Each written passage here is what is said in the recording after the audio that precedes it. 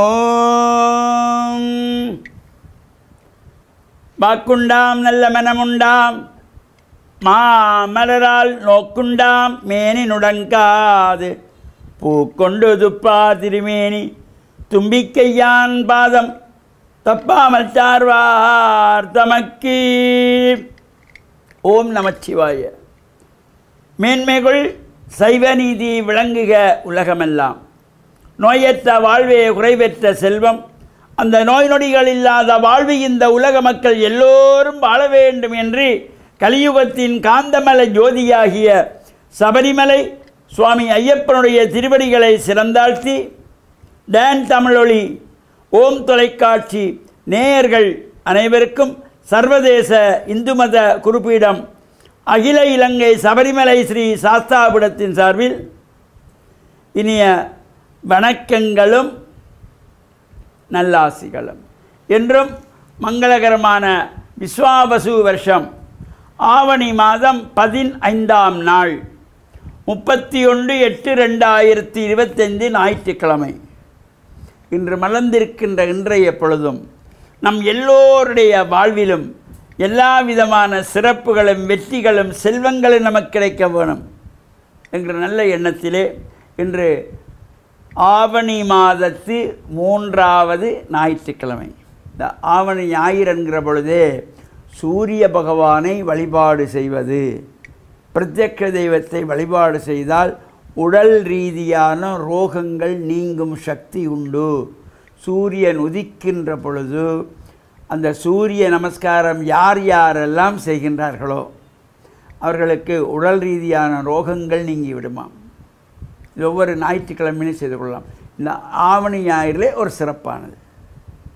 எனவே ஆவணி ஞாயிறிலே சூரியனை வழிபட வேண்டும் என்று 10 மணிக்கு எழும்பி சூரியனை கும்பிட்டால் பலன் கிடைக்காது. சூரியன் உதிக்கின்ற பொழுது அந்த 6 மணி 10 நிமிஷத்தில் இருந்து 6 மணி 28 30 நிமிஷத்துக்குள்ளே சூரியன் உதிக்கின்ற நேரம். அது 5-10 நிமிடங்கள் முன்பின்னாக வருவார். அந்த நேரத்திலே தரிசனம் சூரியனை யாரெல்லாம் ஆசாரத்தோடு தரிசனம் செய்கின்றார்களோ அந்த சூரியனை சுற்றி இருக்கின்ற செந்நிறத்திலான வட்ட வடிவ ஒளி, அதிலிருந்து வருகின்ற கதிர், அந்த கதிர்கள் உடம்பிலே படுகின்ற பொழுது உடம்பு சம்பந்தமான நோய்கள், நரம்பு நோய்கள், எலும்பு நோய்கள் இவையெல்லாம் நீக்கக்கூடிய சக்தி உண்டு என்பதை நம் முன்னோர்கள் கண்டு அனுபவித்து வாழ்ந்து நமக்கு விட்டு சென்றிருக்கிறார்கள். நாம் அதையெல்லாம் கணக்கெடுக்க மாட்டோம். 8 மணிக்கு பிறகு எழும்பி சூரியனை பார்க்குறதுல பலன் கிடைக்காது. உதிக்கின்ற செங்கதிர் உச்சி திலகம் உணர்வுடையோர் மதிக்கின்ற மாணிக்கம் என்றார் அபிராமிப்பட்டார். உதிக்கின்ற செங்கதிர், அந்த உதிக்கின்ற பொழுதுதான் சிகப்பு நிறத்திலே கதிர்கள் தோன்றும். அந்த கதிர்வீச்சுகள் நம்முடைய உடம்பிலே பட்டால் இரத்தத்தை சுற்றி பண்ணும், எலும்புகளுக்கு நல்ல வலிவை கொடுக்கும், நரம்புகளுக்கு நல்ல சக்தியை கொடுக்கும் என்பதையெல்லாம் முன்னுரைந்தார். இந்த ஆவணி ஞாயிறு என்று இந்த ஜேஷ்ட அஷ்டமி நவமியும் சேர்ந்திருக்கின்ற நாள். வேறு சுபகாரியங்களை செய்ய முடியாது. இறை வழிபாடுகள், சூரிய வழிபாடுகள் இவற்றையெல்லாம் நாம் செய்து இறையருளை பூர்ணமாக பெறுகின்ற வகையிலும் இந்த ஆவணி மாதத்து ஞாயிற்றுக்கிழமையிலே நமக்கு இன்று 3வது ஞாயிற்றுக்கிழமை. சரி, இதுதான் முடியலையா? கடைசி ஞாயிற்றுக்கிழமையாவது. இம்முறை 5 ஞாயிற்றுக்கிழமைகள் இந்த ஆவணி மாதத்திலே வருகிறது. இன்னும் 2 ஞாயிற்றுக்கிழமைகள் இருக்கிறது.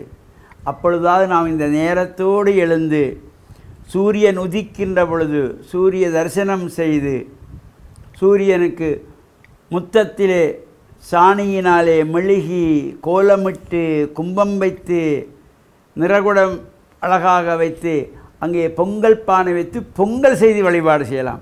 நாங்கள் தை மாதப்பிறப்பிலே எவ்வாறு சூரியனுக்கு பொங்கல் செய்கிறோமோ அதுபோல் இந்த ஆவணி ஞாயிற்றுக்கிழமைகளிலே சூரியனுக்கு பொங்கல் வழிபாடு செய்கின்றவர்களுக்கும் எல்லா சிறப்புகளும் கிடைக்குமாம்.